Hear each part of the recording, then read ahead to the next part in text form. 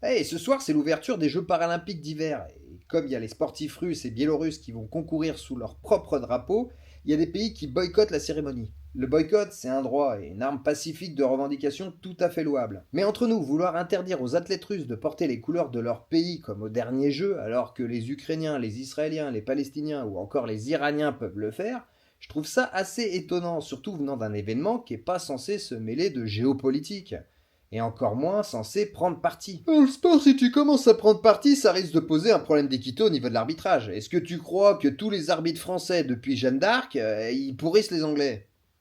Ouais, peut-être, remarque. Et puis même au-delà de ça, le sport c'est fait pour rassembler, c'est fait pour faire tomber des frontières. Alors évidemment, ça résout pas les conflits, mais ça peut créer un espace de dialogue neutre.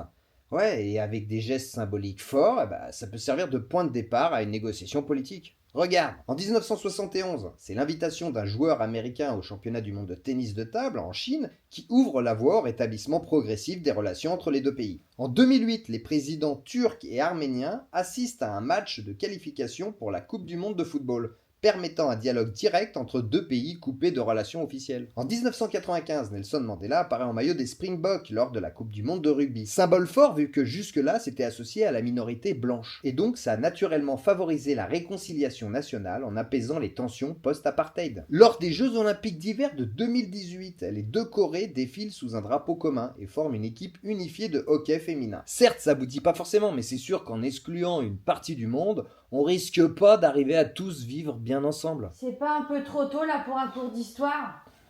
La Ouais. cérémonie c'est ce soir. Donc tu me pompes pas l'air du matin. Oui, oui, c'est bon. Pardon. Actualité. Quand les infos sont malades, ça donne pas envie de se lever. En plus, refuser les pays en guerre aux Jeux paralympiques alors que c'est eux qu'en forment le plus, je trouve ça un petit peu se tirer une balle dans le pied. Ou dans le vide, remarque, s'ils ont pas de pied.